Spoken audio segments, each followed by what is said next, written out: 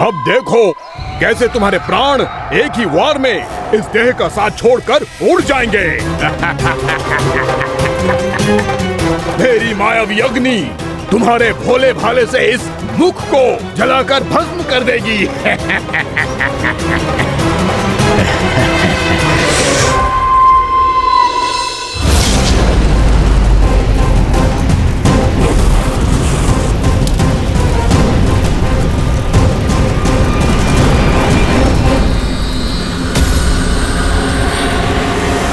कह रही हो व्यामासुर?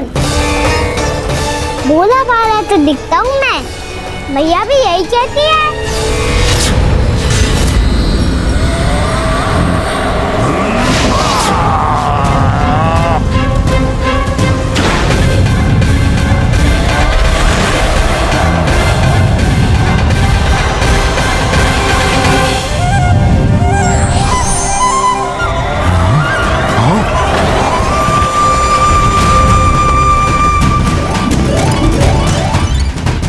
आसन को उपहार देने के लिए बहुत बहुत धन्यवाद व्यामासुर। बहुत समय से खड़े खड़े थक गया था मैं।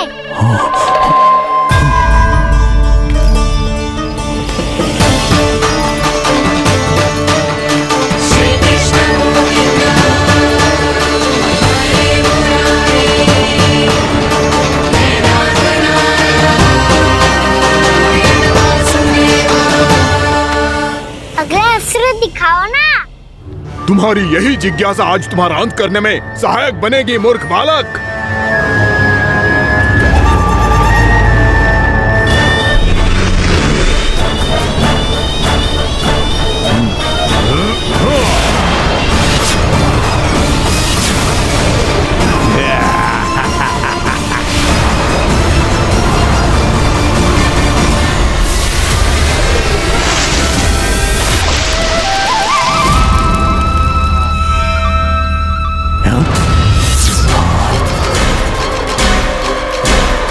अच्छा, पर प्रक्षालन करना चाहती थे तो पहले क्यों नहीं बताया?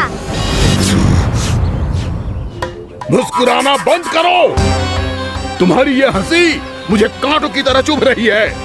पर मैया तो कहती है कि मेरी मुस्कुराहट फूलों की तरह है।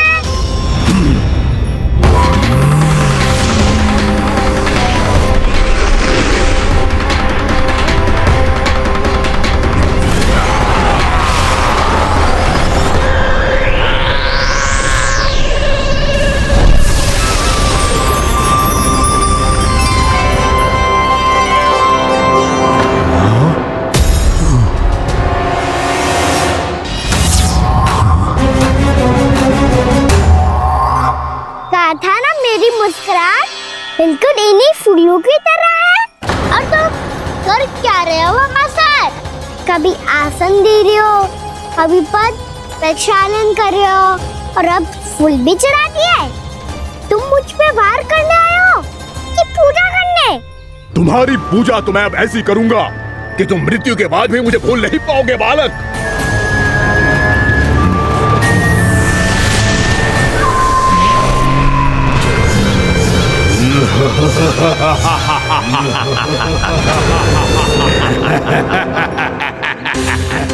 कान्हा, ये चट्टान तो मुझसे हिल ही ना रही।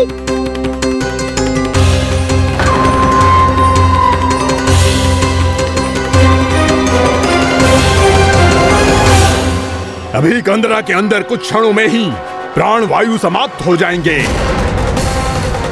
तुम्हारे सारे सखा एक एक कर अपने प्राण त्याग देंगे और तुम्हारा वध करूंगा मैं।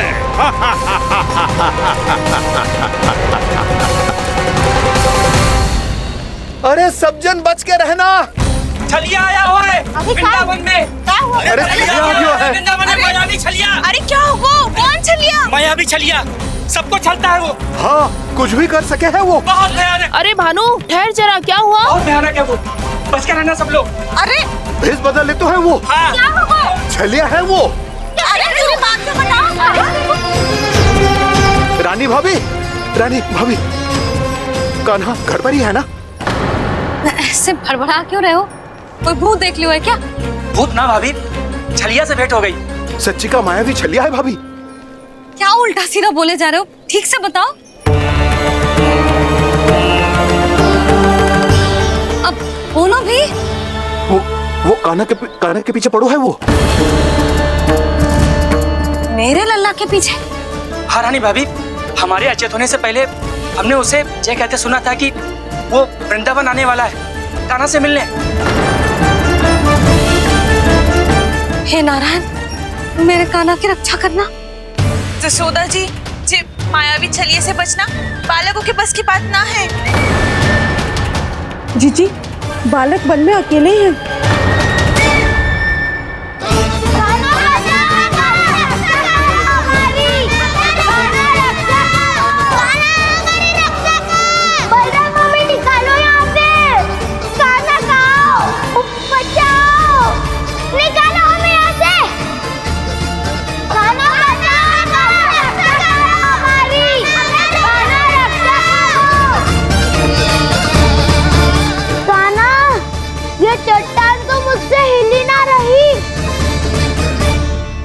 यदि मैं माया का स्वामी हूँ तो आप भी बल के स्वामी हो। ताऊ, अपनी क्षमता, अपना सामर्थ्य स्मरण करो।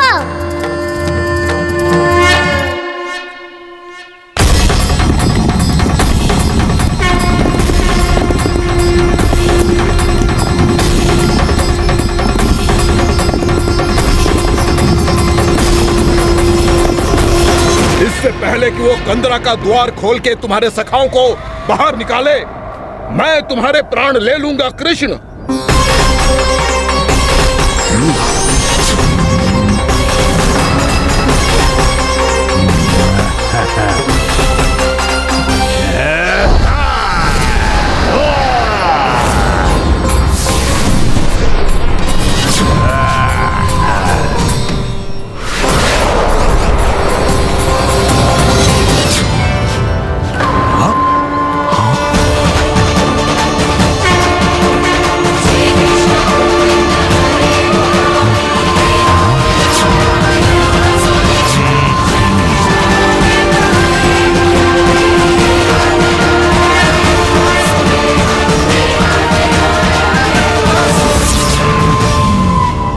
कितनी पूजा करोगे ब्रह्मासुर?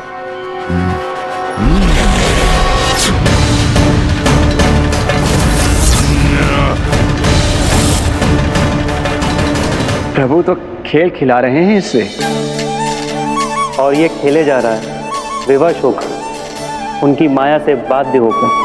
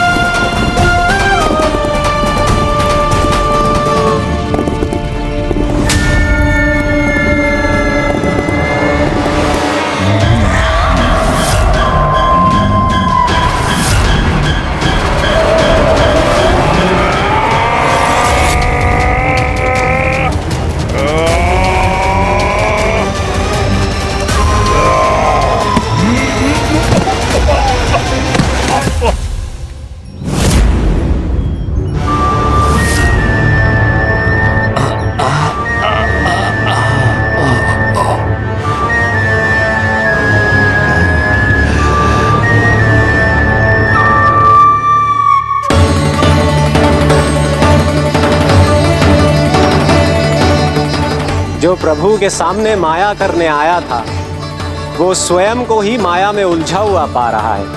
नारायण नारायण। लो, अब तो तुमने दंडवत प्रणाम भी कर लिया, माया भी कथा भी उपहार भी दे दी। तुम चाहते क्या हो ब्रह्मासुर? मेरी शरण में आना है क्या?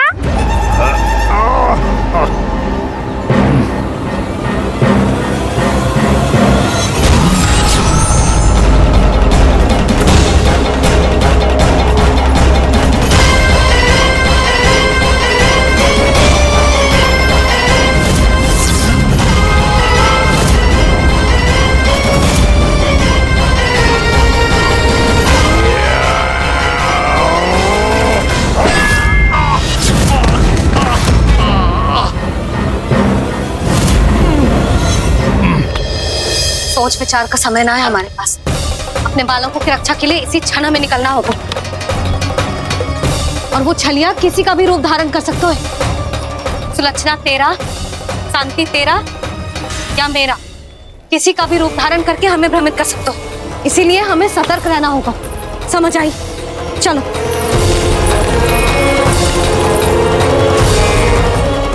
अभी भी समय है रामासुर, समय लाओ। यदि मैया आ गई तो बात गड़बड़ हो जाएगी।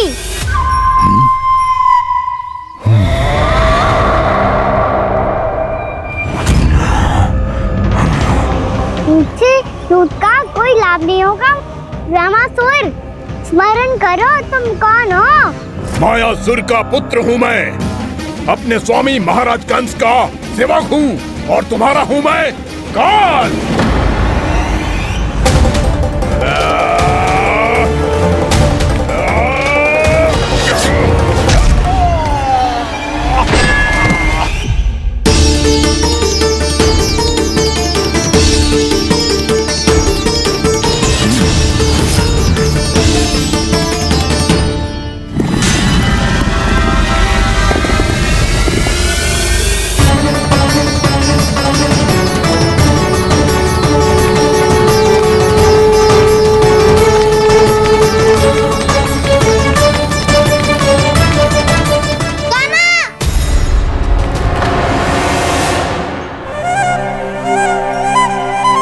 बाबा कहते हैं दुष्टों को पहले बातों से समझाना चाहिए, फिर भी ना माने तो अस्त्र ना उठाना दृढ़ता होती है।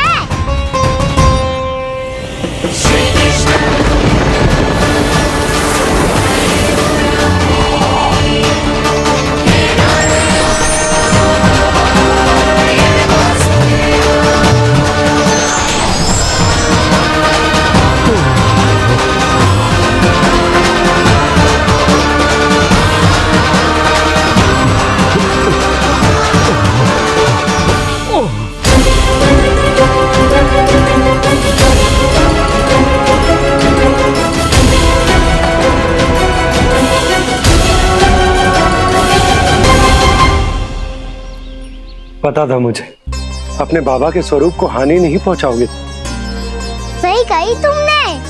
पिता की छवि ही पिता के समान भी आनंदीय होती है। रामासुर, रामासुर। ये मैं अपने वास्तविक रूप में कैसे आ गया?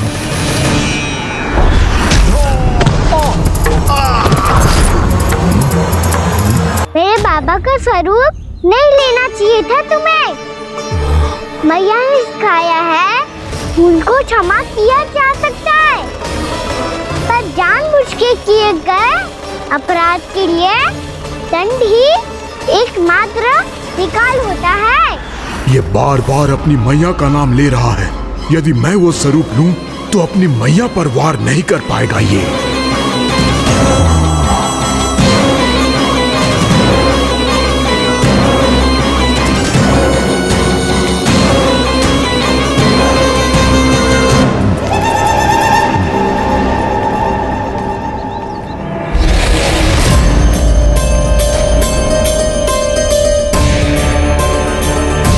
लल्ला, मैं तेरी मैया हूँ, अपनी मैया को मारेगा? बच गया। समझाया था, पर तुमने एक बार फिर से मूर्खता कर ही दी। इस पर तुमने पहले से भी बड़ी और पहले से भी भयंकर भूल किया रामासुर।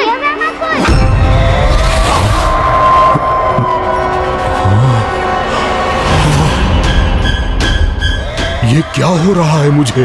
बार बार मेरा रूप क्यों बदल रहा है? ममता को समझे बिना अधिक समय तक मैया का स्वरूप हरण करके नहीं रख पाओगे रामासुर।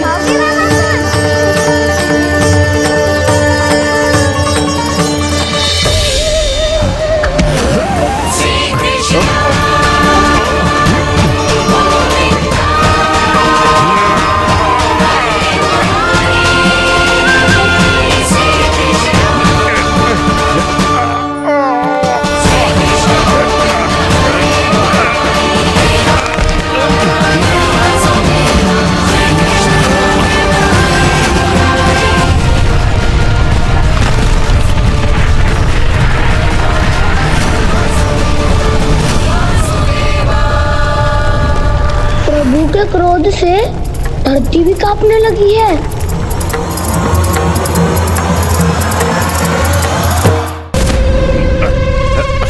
पुत्र को मारने के उद्देश्य से एक माँ का रूप लिया तुमने।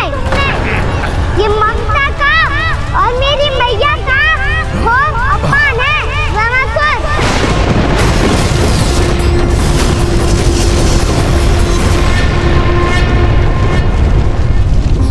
इससे पहले इस असुर के कारण निर्दोष प्राणियों का कोई अहित हो, मुझे कुछ करना होगा।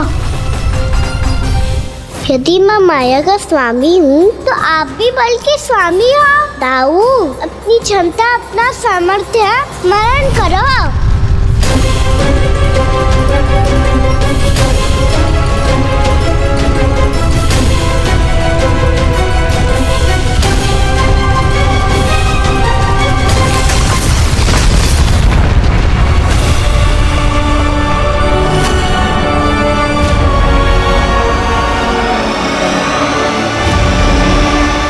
अद्भुत बल दाऊ, अद्भुत। अपने बल का उचित प्रयोग करके आपने प्राणियों को हानि होने से बचा लिया और ये भी सिद्ध कर दिया कि इस युग में आपसे अधिक बलवान और कोई नहीं होगा। आज से आप बलदेव के नाम से भी जाने जाएंगे। आज से आप बलदेव के नाम से भी जाने जाएंगे। आपके चरणों का ये चिन्ह युगों युगों तक आपके बल की कथा कहता रहेगा। बलराम का चरण चिन्ह।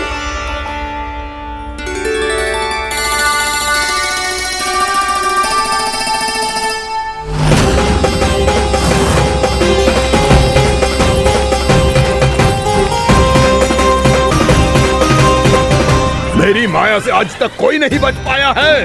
एक बार मुझे छोड़कर देखो, फिर पता चलेगा कि मैं हूँ कौन। पहले ये तो देख लो कि मैं कौन हूँ।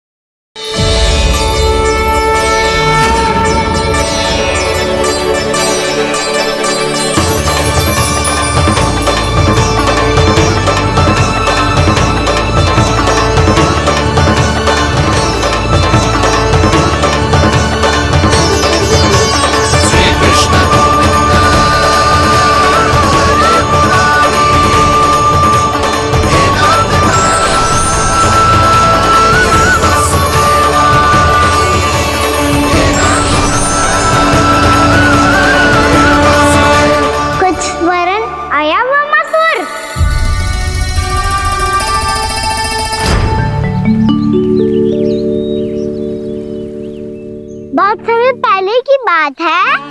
बहुत बड़े भूमाकर राज करते थे तुम्हें महान राजा भीमम के नाम से जाना जाता था। सब कुछ था तुम्हारे पास, पर शांति नहीं थी। इसीलिए शांति की खोज में अपना संपूर्ण राज अपने पुत्रों को सौंप कर मले पर्वत की ओर चल दिए। अनेक वर्षों की तपस्या के बाद तुम्हारे तप की कीर्ति चारों ओर फैलने लगी और फिर सच्चे तपस्वी की धूप में तुम्हारी ख्याति से प्रभावित होकर महर्षि उलट तुमसे भेद करने आए। राजा भीमरथ, आपने ईश्वर की प्राप्ति के लिए सब कुछ छोड़ दिया, पर अपना अभिमान नहीं छोड़ पाए। इसीलिए मेरे आगमन पर सम्मान के साथ खड़ा होना तो दूर, मेरा अभिवादन भी नहीं किया। अभिमान तपस्वी का गुण नहीं होता है राजन, अभिमान राक्षसी गुण है। इसलिए मैं आपको श्राप देता हूँ कि आप अगले जन्म में एक राक्षस के रूप में जन्म लेंगे, एक राक्षस के रूप में जन्म लेंगे। मुझे क्षमा कर दीजिए महर्षि। मैंने जानबूझकर आपका अपमान नहीं किया है। मैं तो यहाँ पर शांति की खोज में आया था। अपने भीतर के संसार में गहरे सोच विचार में डूबा हुआ था मैं। मुझे क्षमा कर दीजिए महर्षि, मुझे क्षमा कर दीजिए। अपनी भूल का आभास प्रायश्चित की ओर पहला पग होता है। मैं अपना श्राप तो वापस नहीं ले सकता, परंतु आपको एक वचन अवश्य दे सकता हूँ। जब भी प्रभु नारायण का अवतार होगा, आपको उचित समय पे वो वरदान देंगे जिसकी आप लंबे समय से प्रतीक्षा कर रहे हैं।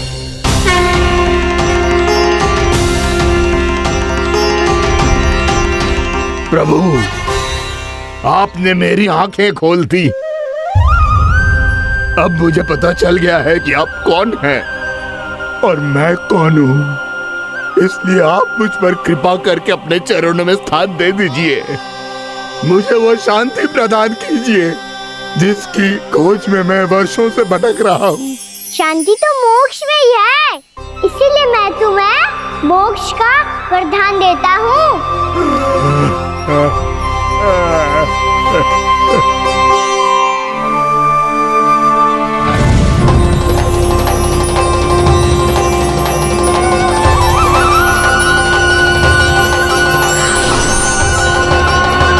प्रभु की ये लीला सदैव स्मरण रखी जाएगी।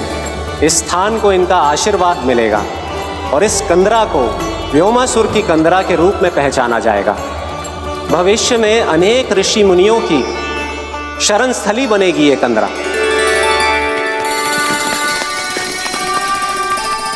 ये कोई साधारण बालक ना है। ऐसा चमत्कार कोई साधारण बालक थोड़ी ना कर सकते है। तुम सत्य कह रहे थे बलराम। कान्हा सच्ची में भगवान ही है, तभी तो सब देवता इसे बसाने और इसकी ओर से युद्ध करने आते हैं। तुम सब ऐसे आंखें फाड़ के क्यों देख रहे होंगे?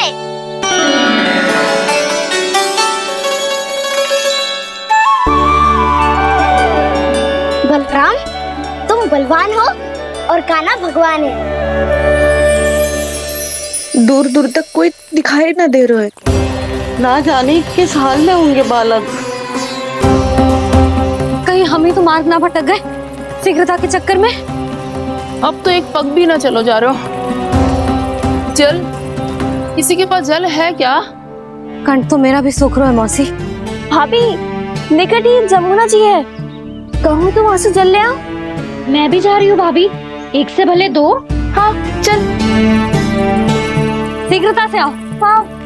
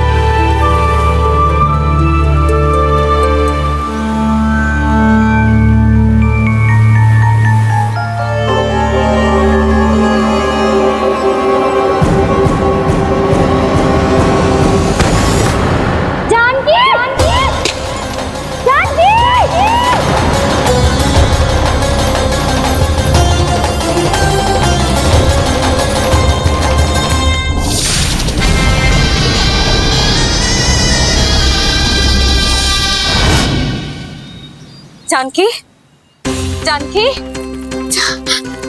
क्या होगा इसे?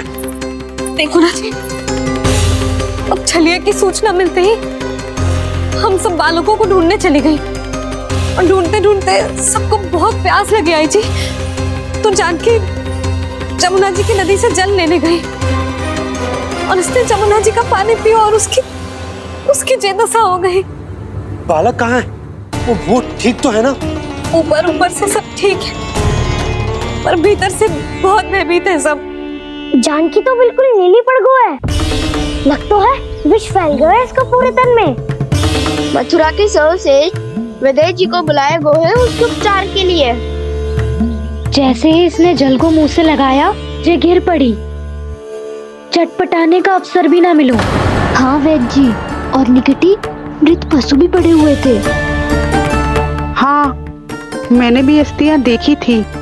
इसका तो यही अर्थ हो सकता है कि समस्या वहाँ के जल में ही हो। वैद्य जी, आप रोगी की नाड़ी पे ध्यान दो ना। जे गोपिया क्या कह रही है उसे सुनने की आवश्यकता ना है। जब तक विष के कारण का पता नहीं चल जाता, हम उपचार कैसे कर सकते हैं रानी जी? जी, वो निकट ही यमुना जी में एक विशेष क्षेत्र है, जे सब उसी के जल की बात कर रहे हैं। तब तो ऐसा भी हो सकता है कि किसी विषैले सर्प के काटने का प्रभाव हो। पर सर्प के काटने का चिन्ह ना है उसके तन पे। सर्प जब काटता है तब उसके दांत के चिन्ह बन जाते हैं। मुझे पता है, बड़े बड़े सर्प को काटते हुए देखो है मैंने। एक दिन अब बस कर उज्जवल, ये बड़ी बड़ी हाँकने का समय ना है। पर यदि सर्प ने ना काटा है, फिर जानकी की ये दशा किसने की? अवश्य किसी राक्षस ने की होगी। ना, कोई विषैला पशु भी तो हो सकता है। यह अवश्य किसी महाविषैले सर्प के विष से हुआ है। सर्प ने भले ना काटा हो, लेकिन यह अवश्य ही किसी महाविषैले सर्प के विष के कारण हुआ है। कालिया नाग। कालिया नाग?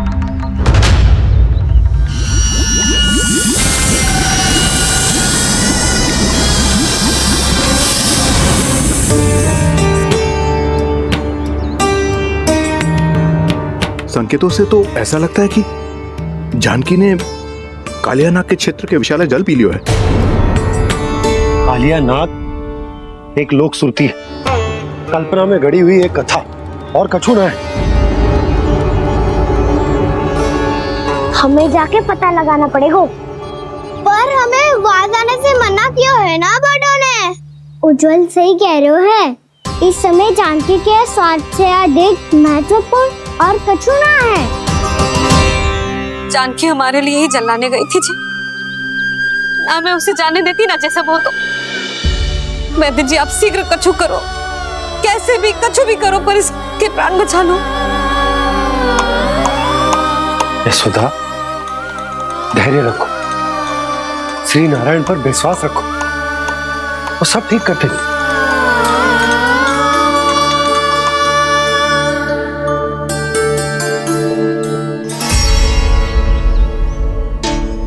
विष की काट की मेरे पास जितनी जड़ी बूटी थी, मैंने सब अर्क बना के पिला दी, पर इसकी दशा में अभी तक कोई सुधार नहीं दिख रहा है। यह अंतिम जड़ी बूटी है।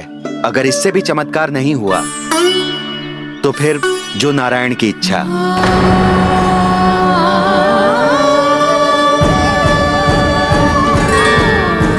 पर कोई तो उपाय होगा जानकी को बचाने का।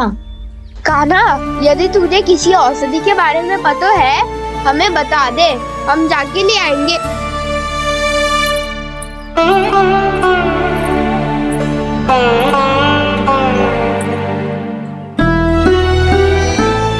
हे नारायण, हे प्रभु, मेरी जानकी के प्राण बचा ले प्रभु। क्या तो मैं अपने आप को कभी क्षमा न कर पाऊंगी। ये सारी मेरे ही कारण बनाई थी। उसकी रक्षा करो प्रभु, मेरी पुकार सुनो। कान्हा, तूने हमें बत्तासुर से बचाया था ना? और बकासुर से भी तो। और छलिया से भी तो तूने ही बचाया था ना हमें। क्या ऐसा कोई उपाय ना है जानकी को बचाने का? धन्वंतरी,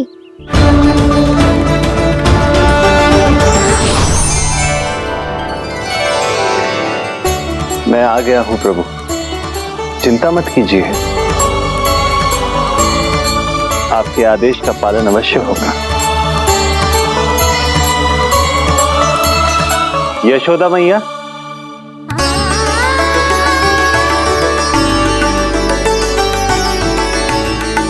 मैया आपको कोई पुकार रहा है।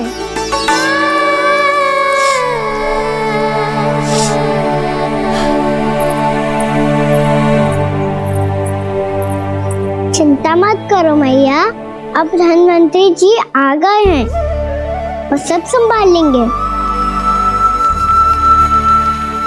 धन्वंतरी जी कौन है?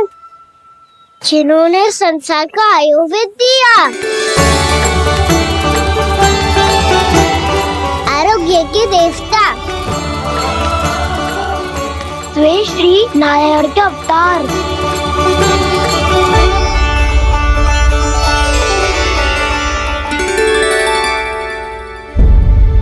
मुझे पता चला है कि आपको वेद की आवश्यकता है। हाँ हाँ, भीतर आइए। आइए आइए बैठे जी। जी रहे। मथुरा का सर्वश्रेष्ठ वैद्य अर्थात मैं यहाँ आ चुका हूँ और रोगी को जितनी औषधि की आवश्यकता थी सब दे चुका हूँ। निश्चित रूप से आपने विष की काट के लिए बहुत ही उत्तम अर्क तैयार किया है, इसीलिए किसी और वैद्य की आवश्यकता नहीं है। किंतु आप अकेले कितना कुछ करेंगे वैद्यराज? मुझे अपना सहायक ही बना लीजिए। पर जो करना था मैं पहले ही कर चुका हूँ। हाँ, वो तो आप कर चुके हैं, बस रोगी के तन से विष निकालना शेष है ना वैद्यराज? हाँ हाँ, बस वही शेष है। इनके रक्त को विष रहित करने में मैं आपकी सहायता करूंगा। पहले ये संजीवनी मानी जाने वाली इन लाल फूलों की बूटी को भी घिसना है ना?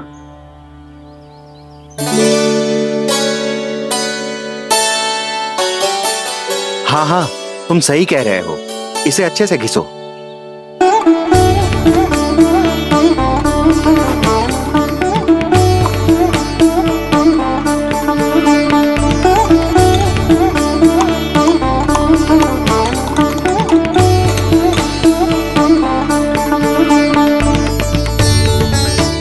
और ये नीले फूलों को भी तो मिलाना है ना? हाँ हाँ, अच्छे सहायक बन सकते हो तुम, ऐसे ही श्रम करते रहो।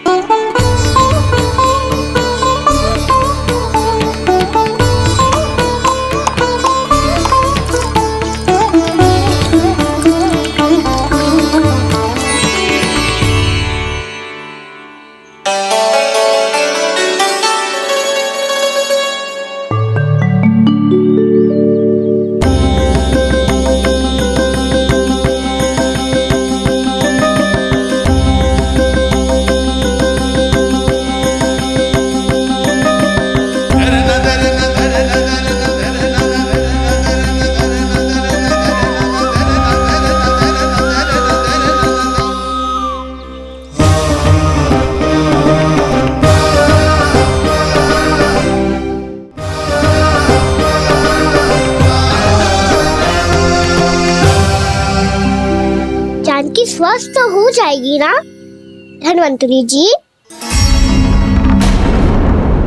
धन्वंतरी? प्रभु, अब मैं क्या करूं? आपने तो स्वयं ही मेरी पहचान उजागर कर दी। जी क्या करो कान्हा? आप सब ऐसे क्यों देख रहे हो? मैया कहती है ना, सभी वैद्य धन्वंतरी जी का ही रूप होते हैं।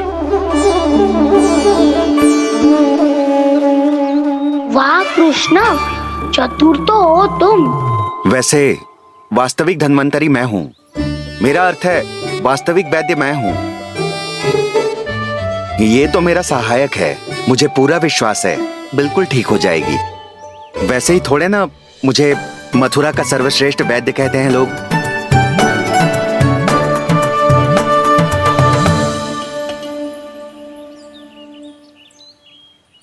जसोदा भाभी, जसोदा जी, जानकी को चेतना आ गई।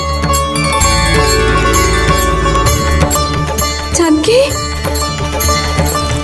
जानकी, जानकी, तू ठीक है ना? क्षमा करना भाभी, मैं आपके लिए जल ना ला पाई। बस बहुत भूख लगी है। मैं अभी कुछ लाती हूँ।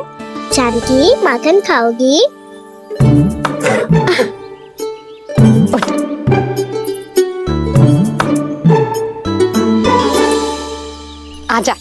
ही खिला दे लल्ला।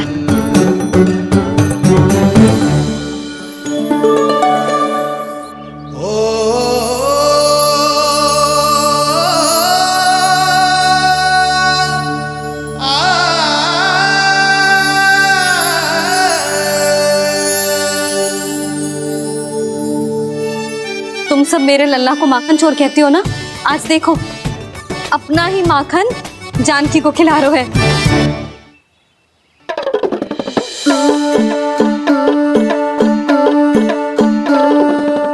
थोड़ा और विश्राम कर लो। सदैव तुम हम सबकी सेवा करती हो, आज मैं तुम्हारी सेवा करूंगा। जानकी की जिज्ञासा तब हुई जब जय यशोदा काकी की सेवा कर रही थी, और अब देखो स्वयं भगवान ही इसकी सेवा कर रहे हैं। जानते हो इससे क्या सिद्ध होता है? जो भी यशोदा मैया की पूजा करेगा, अर्थात अपने माता पिता की सेवा करेगा, उनके साथ सम्मान से व्यवहार करेगा, ईश्वर स्वयं उसका ध्यान रखेंगे। कभी धन्वंतरी के रूप में तो कभी स्वयं कान्हा के रूप में। भक्त और भगवान का देखो कैसा ये अनुराग, स्वयं करे सेवा प्रभु, अद्भुत गोपी का भाग्य। प्रभु इन सब पृथ्वीवासियों से कितना घुल मिल गए। ना तो ये प्रभु को भगवान मानते हैं और ना ही प्रभु अपने आप को इनसे सर्वश्रेष्ठ समझते हैं। अपने आचरण से ये सिद्ध कर रहे हैं कि ये सभी में हैं और सभी इनका ही अंश है।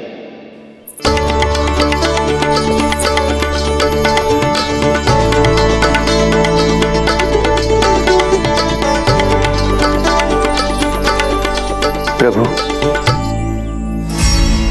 अब मुझे जाने की आज्ञा दीजिए।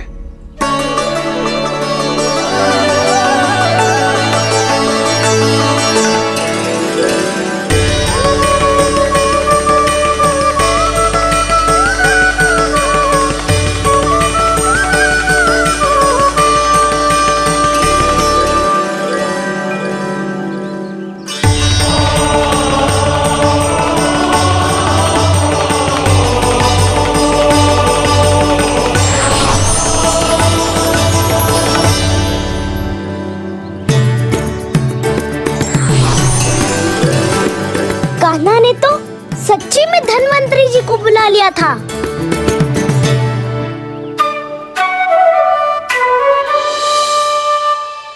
जब से कान्हा का जन्म हुआ है ना, मैं तब से देख रही हूँ, तब से हम पे कोई भी संकट आती है ना, तो अचानक से कोई अपरिचित हमारी सहायता करने आ जाता है,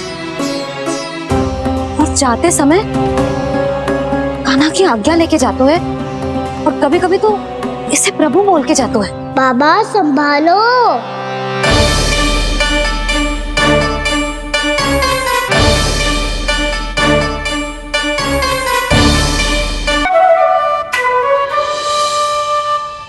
जब से कान्हा का जन्म हुआ है ना, मैं तब से देख रही हूँ, तब से हम पे कोई भी संकट आती है ना, तो अचानक से कोई अपरिचित हमारी सहायता करने आ जाता है, और जाते समय कान्हा की आज्ञा लेके जाते है, और कभी कभी तो इसे प्रभु बोल के जाते है। बाबा संभालो। यशोदा, इस जानकी को चढ़ो है और विचित्र विचार तुम्हारे मन में है। अरे सब जानते हैं कि हमारा परिवार राजसी, तुम्हें पता ना चलता हो वो, पर हमारे कान्हा को सब राजकुमार ही समझते हैं देखकर, इसीलिए उसे सम्मान देने के लिए सब ऐसा ही करते हैं, और कोई बात ना है।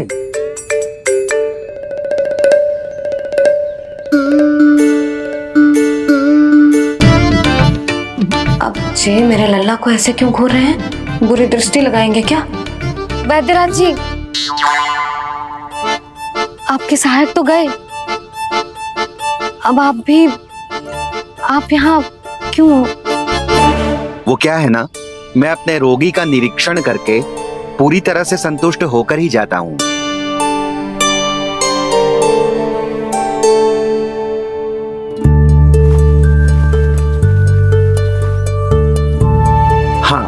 संकेत तो अच्छे हैं, कल सुबह तक बिल्कुल ठीक हो जाएगी। धन्यवाद वैद्य जी।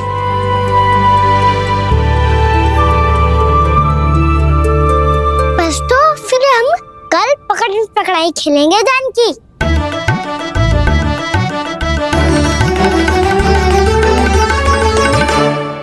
भानु, बंसी, जाकर उस क्षेत्र के चारों ओर बाढ़ बनवा दो और वहां सूचना पट्ट भी लगा देना, ताकि जानकी के साथ जो हुआ है वो किसी और के साथ ना हो।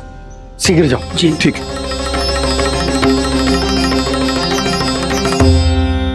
बाढ़ और सूचना पट लगवाने से समस्या का समाधान नहीं होगा बाबा। निर्दोष पशु सूचना पट देखकर भी कुछ समझ नहीं पाएंगे।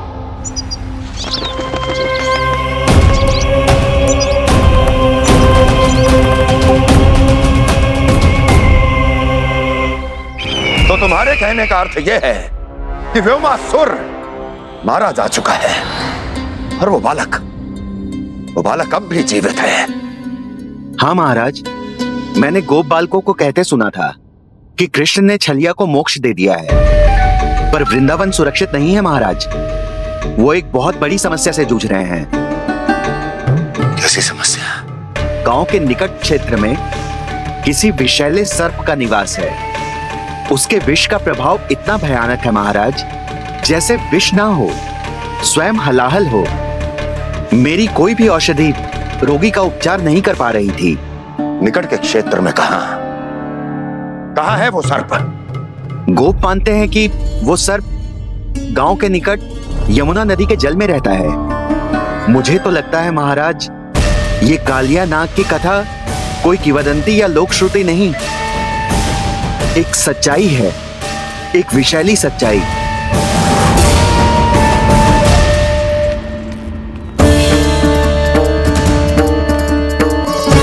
कालिया का सामना करने का समय आ गया है, पर उससे पहले मुझे बुलाना होगा उन्हें।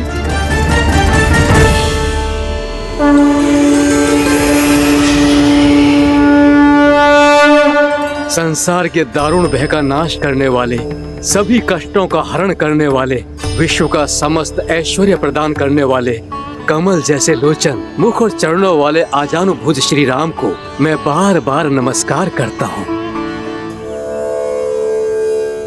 आपदामपहर्तारं दातारं सर्व संपदा लोकाभिरामं श्री रामं भूयो भूयो नमाम्यहम्।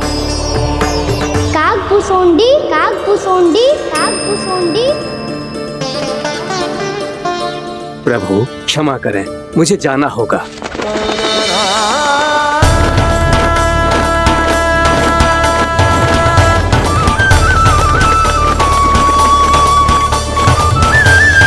प्रणाम प्रभु। अनेक बार मैं आपके दर्शनों के लिए आया प्रभु।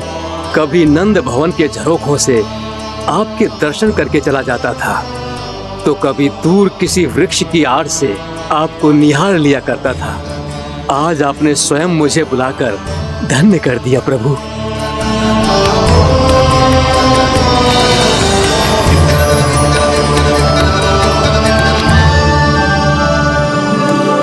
मैंने आपको यहाँ एक विशेष कारण से बुलाया है। आपके श्राप से इस कालिया नाग को मुक्त करने का समय आ गया है। ये तो बहुत ही उत्तम समाचार है प्रभु। इतने वर्ष बीत गए, मुझे आज भी स्मरण है वो दिन जब मैंने उन्हें श्राप दिया था। अपने क्रोध पर नियंत्रण खोकर बहुत बड़ी भूल कर दी थी मैंने प्रभु। बीती हुई घटनाओं पर दुखी होके कोई लाभ नहीं है। हमें भविष्य की ओर देखना होगा।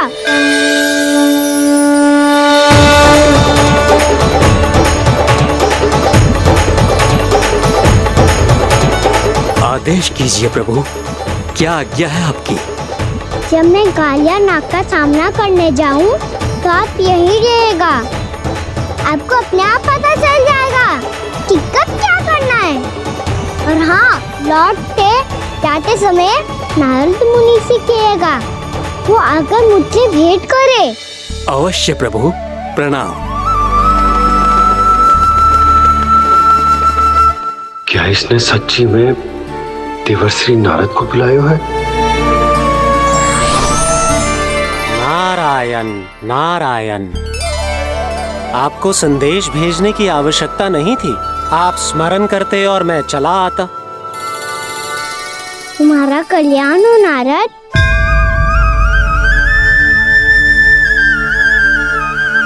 मैंने तुम्हें एक विशेष कार्य के लिए बुलाया है। आज्ञा दीजिए प्रभु। तुम्हें एक बार फिर कंस से भेंट करनी होगी। विचार कीजिए महाराज, क्या आप बिना किसी शंका के कह सकते हैं कि कौन सी पंखुड़ी पहली है और कौन सी 8वीं?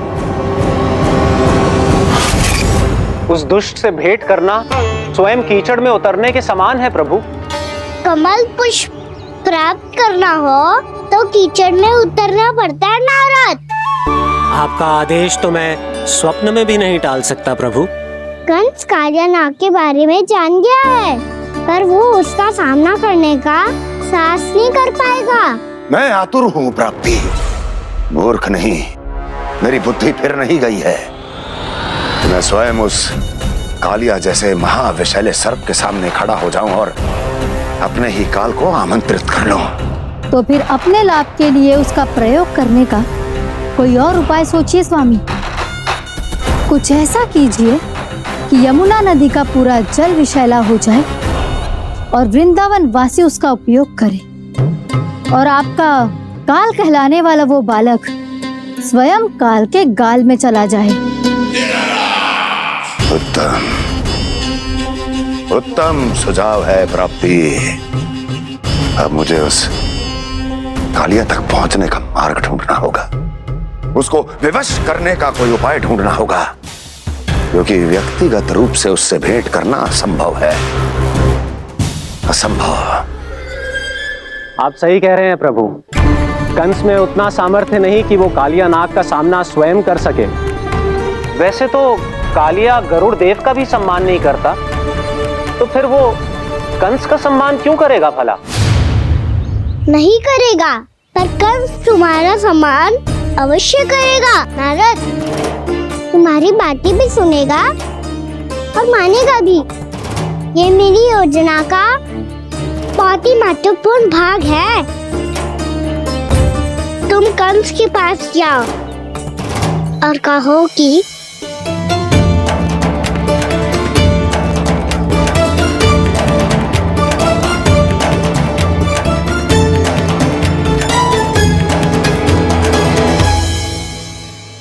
संतान अपने माता पिता को तीर्थ का सौभाग्य दिलाती, पर मेरा लल्ला कितना महान कि उसने हमारे घर को ही तीर्थ बना दिया। ऐसा तीर्थ जहां मेरी आंखों के सामने भक्त और भगवान का मिलन हो रहा है। जो आज्ञा प्रभु।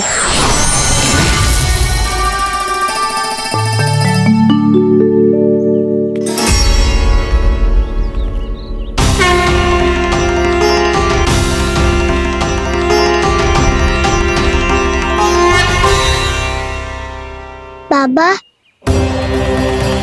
कान्हा, ये सब क्या चल रहा है? पहले काग भुसुंडी जी और फिर जे नारद जी। क्या योजना बना रहे हो तुम? कान्हा, बता ना लल्ला, क्या सोच रहे तू? कान्हा देख, अगर तुझे अपने बाबा को ना बताना हो ना, अपने भक्त को बता दे। क्या सोच रहे हो लल्ला? क्या करने वाले हो आप?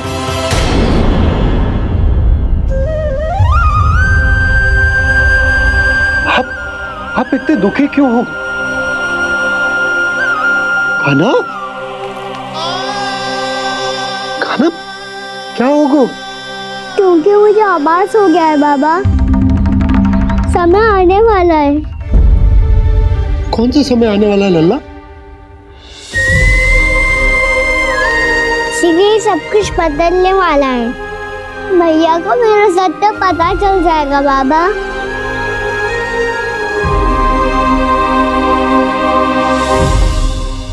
पर लल्ला, इसका काक भुसुंडी और कालिया नाग से क्या संबंध है? ऐसा क्या हुआ था और क्या होने वाला है?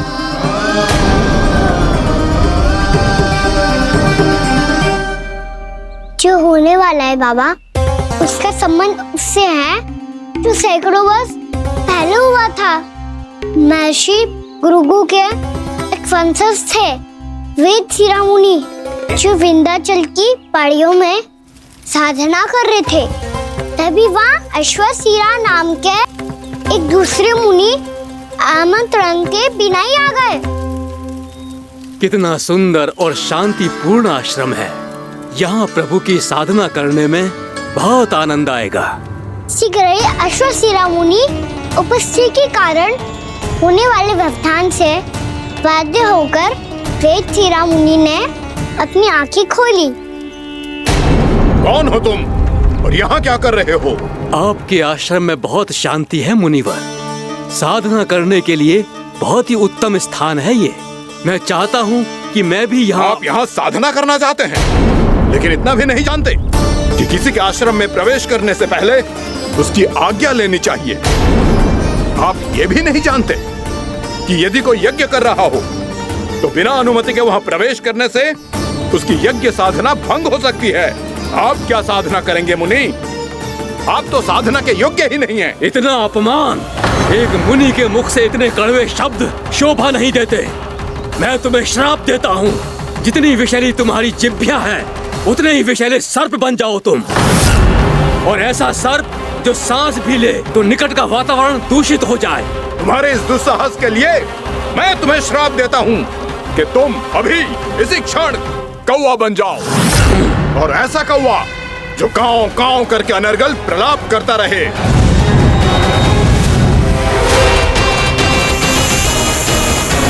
ये मैंने क्या किया? ये मैंने क्या किया? क्रोध के कारण दोनों ने एक दूसरे को श्राप दे दिया। पर दोनों ही मेरे भक्त हैं, और भगवान होकर मैं अपने भक्तों को इतनी कठिनाई में कैसे देख सकता था। इसीलिए जिस संकट में उन दोनों ने अपने आप को फंसा लिया था, उसका समाधान करने में मैं उनके पास गया।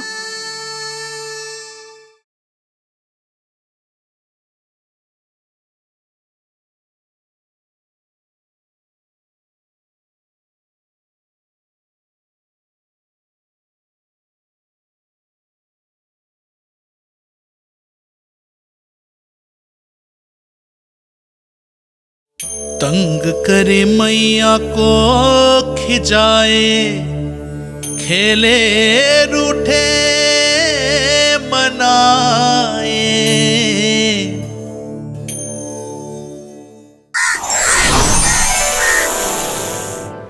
देखिए ना प्रभु, ये क्या हो गया हमसे? हमारी रक्षा कीजिए प्रभु, मार्ग दिखाइए हमें। क्रोध पर नियंत्रण ना होने के कारण आप दोनों ने एक दूसरे को बहुत ही भीषण संकट में डाल दिया है। अब दोनों ही तपस्वी, तप के बल से दिए गए आपके श्राप को लौटाना भी संभव नहीं है। प्रभु कोई तो उपाय होगा, हम आपके शरण में हैं प्रभु। अपराध तो हमसे हुआ है प्रभु, पर अब आपसे ही आशा है।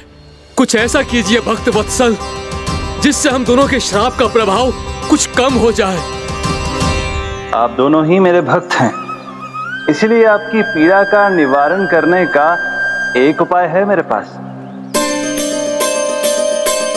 वेद शिरोमणि, जब आप कालिया नाग बनेंगे तो आपको मेरे चरणों को अपने शीश पर धारण करने का सौभाग्य मिलेगा। और अश्व शिरोमणि, आप काग योनि होने के बाद भी आप श्रेष्ठतम ज्ञान और सर्वाधिक यौगिक सिद्धियों के स्वामी होंगे और प्रवचन दिया करेंगे। इसके बाद अश्वशिरा मुनि काक भुसुंडी बन गए, जिन्होंने आगे चलकर स्वयं गरुड़ देव को रामायण सुनाई। और मुनि वेदशिरा महर्षि कश्यप और देवी कत्रियों के पुत्र कालिया नाग बनकर जल में। और अब वही कालिया नाग जमुना जी में, जिनके कारण जानकी के प्राण लगभग चले ही गए थे। अब कालिया नाग को उचित स्थान पर भेजने का समय आ गया है बाबा। पर ये तो अच्छी बात है कान्हा। वेद सिरा मुनि को दिया हुआ तुम्हारा वचन भी पूरा हो जाएगा, जमुना जी की शुद्धि भी हो जाएगी। इस सब के बाद भी तुम दुखी क्यों हो?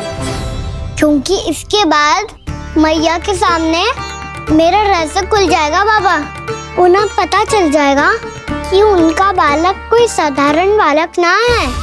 भविष्य में जो होने वाला है उसे सबके सामने घटने से रोकना मेरे लिए भी संभव ना होगा। मैया को सब पता चल जाएगा। क्या पता चल जाएगा रे मुझे?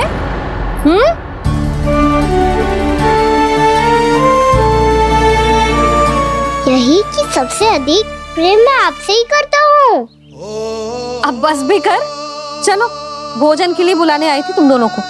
भूखा थोड़े ना रहने दूंगी अपने लल्ला को, मेरा लल्ला दुर्बल हो जाएगा ना। आप खिलाओगे तो ही खाऊंगा।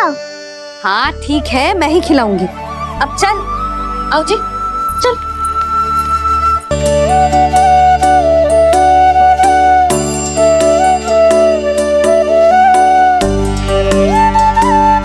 मैया खेलो ना मेरे साथ।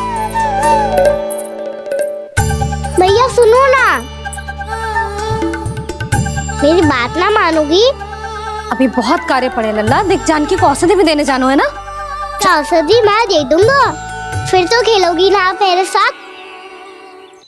पिछले कुछ दिनों से अपनी मैया का अधिक से अधिक प्रेम पाने का प्रयास करो है कान्हा। इसका तो एक ही अर्थ हो सकता कि कछु बहुत बड़ो होने वालों है। कान्हा रुक जा लल्ला। कान्हा क्यों तंग कर रहा है? मैया को पहन लेना। कान्हा, कान्हा, ये क्या करो तूने?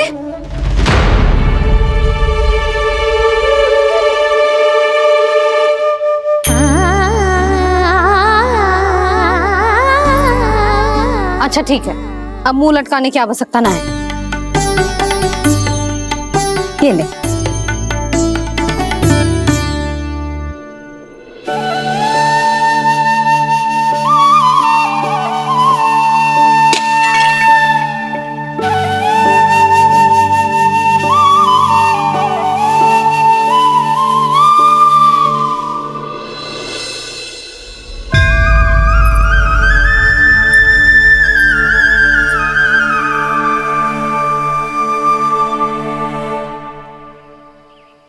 तंग करे मैया को खिजाए, खेले रूठे मनाए,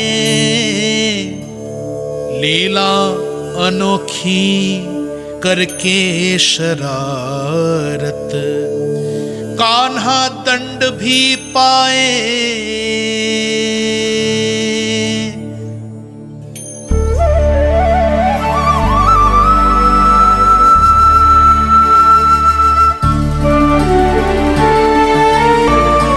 रूठना मनाना, खेलना खिलाना, पहले शरारत करके क्रोध दिलाना और फिर क्षमा मांग लेना, ये सब जानबूझकर कर रहा है कान्हा। जैसे जीवन भर के लिए अपनी मैया की ममता को अपने हृदय में समेट कर रखना चाहते हो।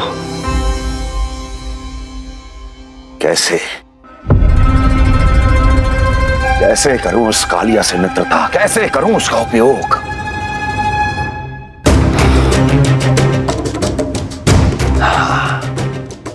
उस पर आक्रमण कर देता हूं और उसे किसी ना किसी तरह से यह विश्वास दिला देता हूं कि यह आक्रमण उस विष्णु अवतार ने किया है।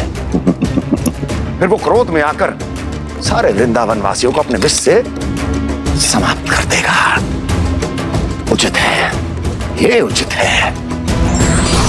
नारायण हरि, नारायण हरि।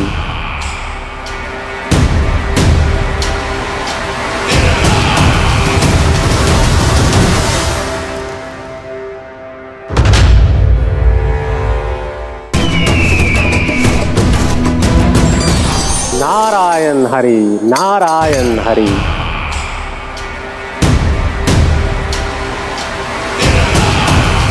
प्रणाम देवर्षि। किस योजना में कितना लाभ है और कितनी हानि, यह आंकलन करते करते थक गए होंगे मथुरा नरेश। देवर्षि, आज मेरा ध्यान कैसे आ गया आपको? आप तो सदैव ही मेरे ध्यान में रहते हैं महाराज कंस। सत्य तो यह है कि मथुरा में जो भी हो रहा है मुझसे छिपा हुआ नहीं है। मैं जानता हूं कि आप किसी भी असुर को वृंदावन क्यों ना भेजें, और वो असुर कितना भी शक्तिशाली क्यों ना हो, कृष्ण का सामना नहीं कर पाता। या तो पराजय स्वीकार करके आपके पास लौट आता है, या तो फिर वीर गति को प्राप्त हो जाता है।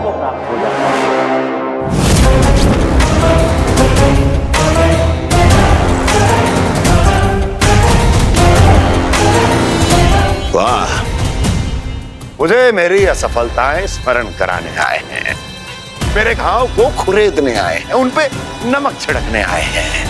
मित्र को शत्रु समझने की भूल मत कीजिए महाराज कंस। मैं तो आपकी सहायता करने आया हूं। हाँ, और मेरी सहायता। कृष्ण विष्णु अवतार है, आप विष्णु के भक्त हैं। मैं हूं विष्णु द्रोही, फिर भी तो आपके आराध्य को हानि पहुंचाना चाहता है, उसकी सहायता करना चाहते हैं आप। क्या आप निश्चित रूप से कह सकते हैं कि आप ब्रह्मांड के सभी नियमों को अच्छी तरह समझते हैं? अवश्य। आपके लिए बस इतना ही जानना पर्याप्त होगा कि मैं जो कुछ भी कर रहा हूं उसके लिए मेरे व्यक्तिगत कारण हैं। मैं तो बस आपके हित में पिछली बार की तरह एक सुझाव लेके आया था, पर यदि आप मेरा सुझाव सुनना भी नहीं चाहते तो आपकी इच्छा। नारायण हरि, नारायण हरि। कारण चाहे जो हो, इनके पिछले सुझाव के कारण ही आज मेरे शत्रुओं की संख्या कम है, अन्यथा मैं देवकी के अन्य पुत्रों को भी जीवित छोड़ देता, और आज वो सब अपने भाई के साथ मिलकर उसकी शक्ति को अनेक गुना बढ़ा देते हैं। ठहरिए देवर्षि,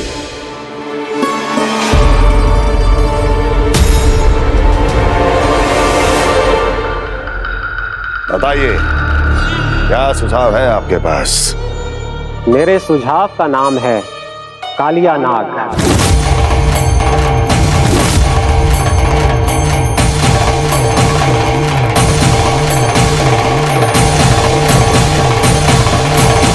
उसके विषय में मैं जानता हूं देवर्षि। तो समस्या यह है कि मैं स्वयं उससे मिलने नहीं जा सकता, उससे भेंट नहीं कर सकता। उस कृष्ण की हत्या के लिए उसको वृंदावन जाने के लिए तैयार नहीं कर सकता। तो मत जाइए उसके सामने, और ना उसे भेजिए कृष्ण के सामने। हर बार आप किसी ना किसी असुर को अपने शत्रु के क्षेत्र में भेजते हैं, जहां शत्रु उसका सामना करने के लिए पूरी तरह से तैयार होता है और आपका असुर मारा जाता है। इस बार शत्रु को युद्ध स्थल चुनने का अवसर मत दीजिए महाराज। इस बार योजना का जाल ऐसे बुनिए कि कृष्ण स्वयं उसके पास जाने के लिए विवश हो जाए। कालिया नाग स्वयं काल है, मृत्यु का दूसरा नाम है। उसके विष का उपयोग अपने लाभ के लिए कीजिए महाराज। वैसे कालिया के विष की अधिकता का अनुमान तो होगा ही आपको।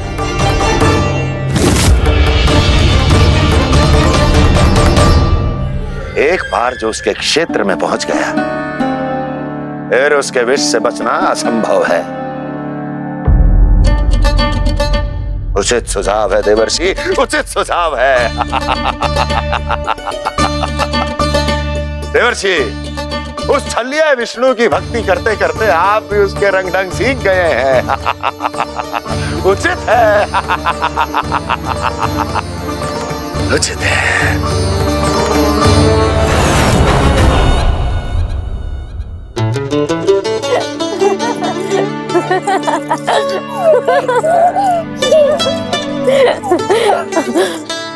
बस बस, बहुत आनंद ले लियो लल्ला। बस अब दूध पी ले। ठहर ठहर, गर्म है। जी ले ले।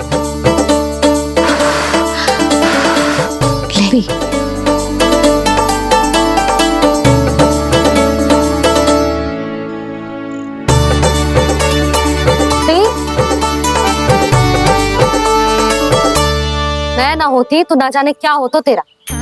अपने आप दूध भी ना पी सकते है, भावला कहीं का।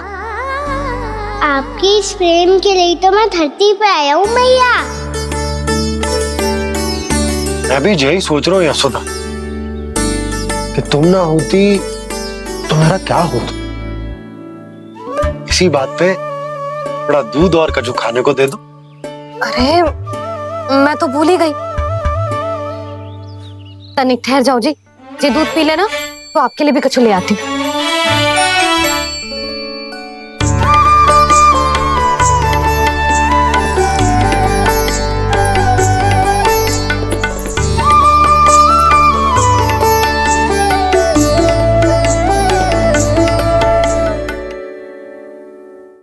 प्रणाम महाराज। आपकी आज्ञा के अनुसार बिल्कुल वैसा ही पत्र तैयार किया है जैसा आप चाहते थे।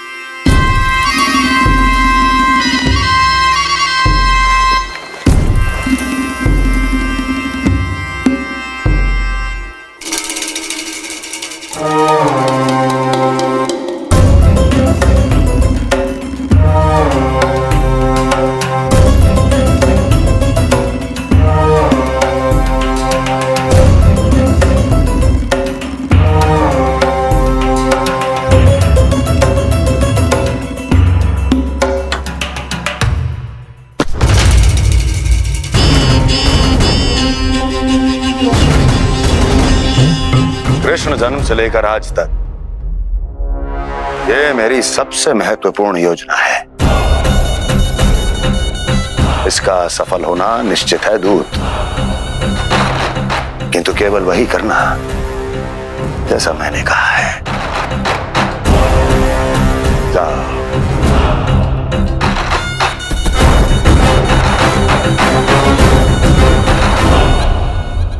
कान्हा,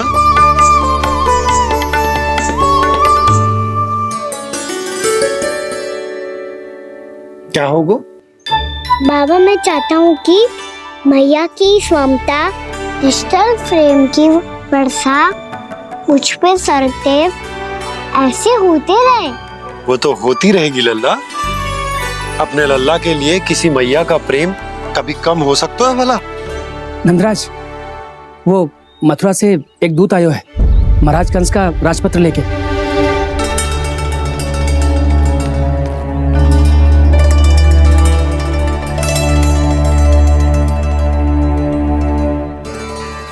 कान्हा, अब क्या करने वाला है? तेरे बाबा कहाँ गए? हाँ? कंस मामा का खेल आरंभ हो गया है, पर मैया वो सब सुनेगी तो व्यर्थ चिंतित हो जाएगी। बस थोड़ा बाहर गया मैया, कछु खा लिये से। बाहर इस समय? मैया क्या होगा? मैया देखो ना, पीठ पे कछु हो रहा है।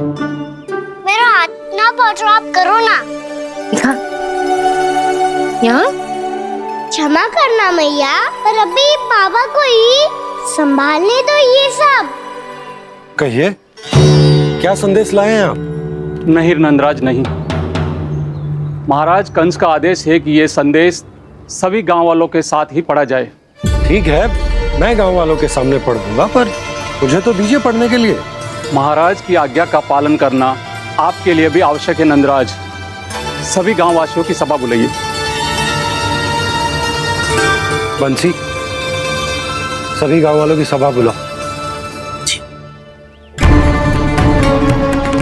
राजपत्र में ऐसा क्या संदेश भेजो है कंस ने? अब मेरे पत्र को पढ़कर सब भौचक के रह जाएंगे। और वो कृष्ण, उस कृष्ण के पांव के नीचे से तो भूमि खिसक जाएगी, आकाश फट पड़ेगा, बिजलियां गिर जाएंगी। प्राप्ति, ओ प्राप्ति, कंस का पत्र। स्वयं को बहुत अधिक शक्तिशाली समझता है ना वो। अब देखता हूं कैसे वो इस महासंकट का सामना करता है। वो कृष्ण, वो अपनी मृत्यु स्वयं चुनेगा या मृत्यु की वेदी पर चढ़ा देगा। प्रिय वृंदावन वासियों को।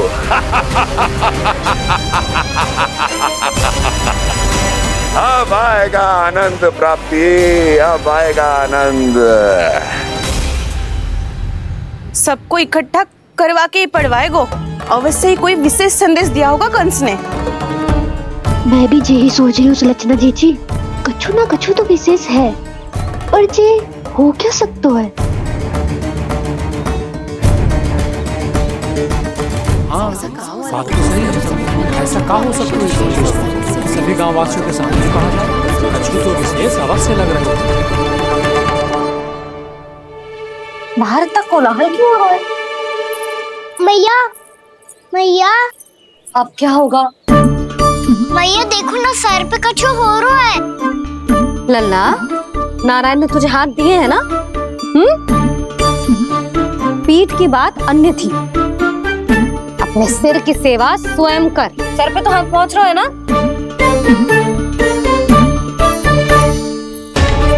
मैया सुनो ना, मैया देखो ना, तीव्र कर कछु हो रहा है। मैया देखो ना, तीव्र कछु हो रहा है।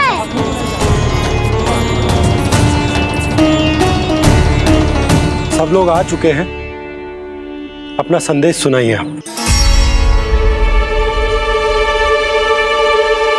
गोपराज नंद और सभी वृंदावन वासियों को सूचित किया जाता है कि मथुरा अधिपति और आप सभी के महाराज कंस ने कल सुबह भव्य पूजा का आयोजन किया है। इसके लिए राज्य को वृंदावन के क्षेत्र के निकट यमुना नदी के मध्य में खिलने वाले 1 कोटि कमल के पुष्पों की आवश्यकता है। इसीलिए आप सभी को यह आदेश दिया जाता है कि ये सभी कमल के पुष्प प्रथम पहर से पहले राजसभा में पहुंचा दिए जाए। सारे वो भी प्रथम पहर से पहले कैसे हो सकते हैं? यदि आप ऐसा करने में असफल रहे तो इसे राज आज्ञा का उल्लंघन माना जाएगा और राजद्रोह के आरोप में आप सभी को कड़े से कड़ा दंड दिया जाएगा। स्मरण रहे, यदि कल की पूजा में इन 1 कोटि कमल के पुष्पों का ना पहुंचने के कारण कोई व्यवधान आया तो समस्त वृंदावन वासियों को दोषी माना जाएगा और पूरे गांव को निवासियों सहित धूल में मिला दिया जाएगा। कल प्रथम पहर तक का ही समय है आप सबके पास।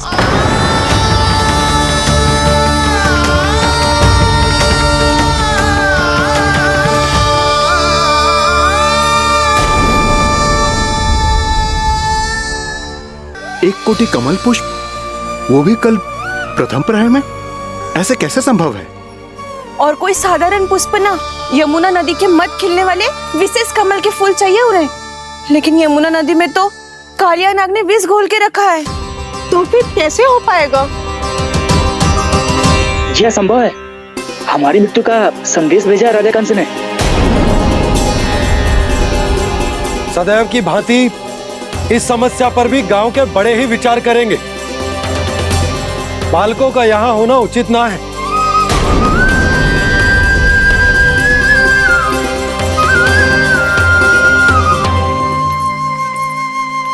लल्ला, ले जे गेंद ले, जा अपने सखाओं के साथ खेल।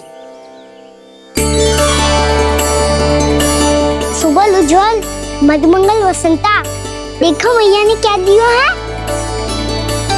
चलो खेलें, बहुत आनंद आएगा आज।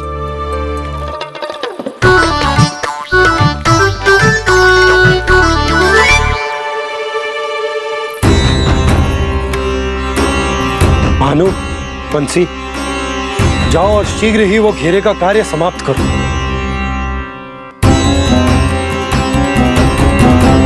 पर कछु ना कछु तो करना पड़ेगा ना। पर हम कर ही क्या सकते हैं? पुष्प लाने को और कोई उपाय है भी तो ना। मैं चला जाऊंगा जमुना जी में। वैसे भी मेरे जीवन के कितने दिन शेष बचे हैं। गांव के लिए, समाज के लिए कुछ करके मरूं, तभी तो शांति मिलेगी। ना काका, यदि आप उस विषैले जल में छलांग लगा भी दोगे, किंतु 1 कोटि कमल पुष्प एकत्रित कर पाना आपके लिए संभव ना है। इससे अच्छा है कि मैं चला जाऊं। यदि मैं मर भी गया तो मेरे पीछे रोने वाला कोई ना है। किसी को कहीं जाने की आवश्यकता ना है। गोप नरेश होने के नाते ये मेरा कर्तव्य है कि मैं आप सबकी रक्षा करूं।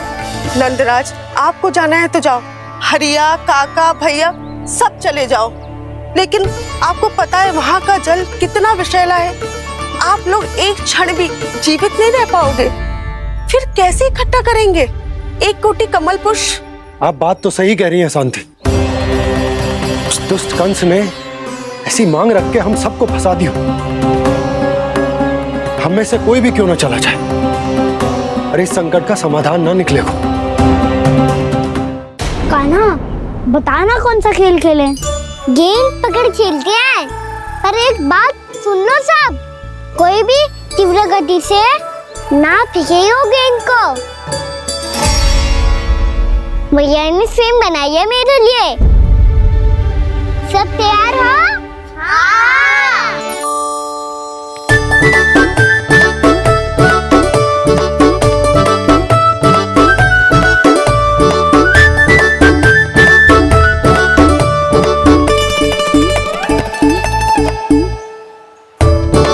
मुझे दो।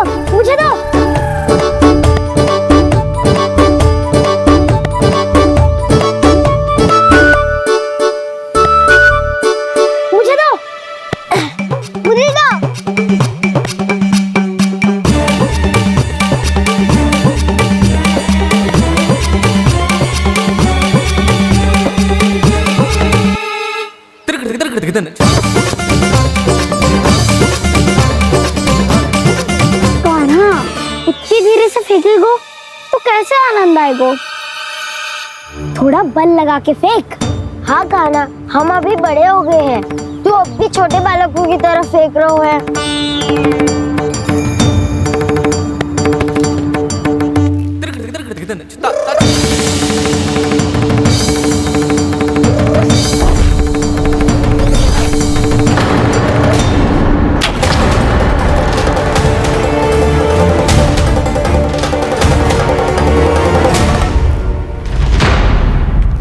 दीदी जी क्या करो कान्हा, गेंद तो डूब गई।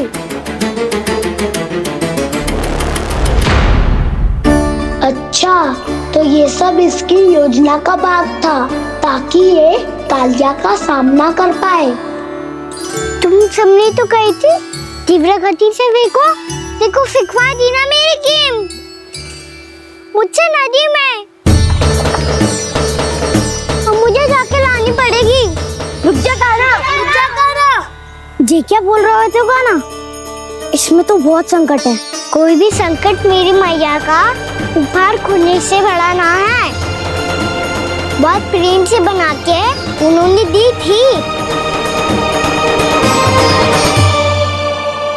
हे नारायण, कोई उपाय समझ में ना आ रहा है।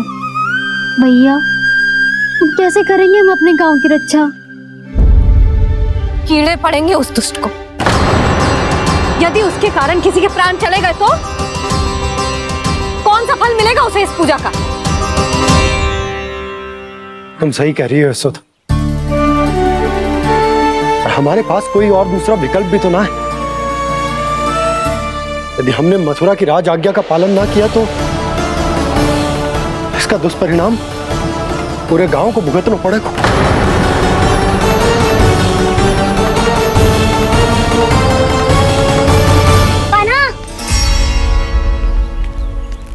पता है कि तू भगवान है, दिव्य है, बहुत शक्ति है तुझ में। पर फिर भी हम तुझे विषैले जल में ना जाने दे सकते। कुछ होगा तो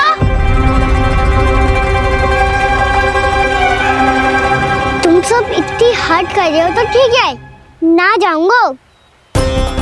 गेंद कहाँ गिरी है, कितनी दूर गई है, ये तो देख लूं, ताकि उसे बाहर निकालने का कोई उपाय ढूंढता हूँ।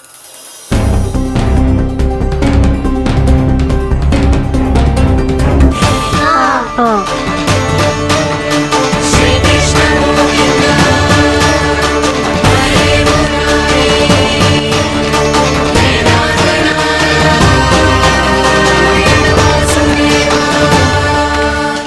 कान्हा की ये लीला तो समझ ही नहीं आ रही। पहले इसने देवश्री नारद को मथुरा जाकर कंस को भड़काने के लिए कहा, फिर स्वयं ही दुखी भी हो गया कि अब इसका रहस्य सबके सामने खुल जाएगा। और अभी स्वयं ही तो इसने कहा था कि गेट बहुत महत्वपूर्ण है, फिर स्वयं ही उसे नदी के विषैले जल में फेंक दिया।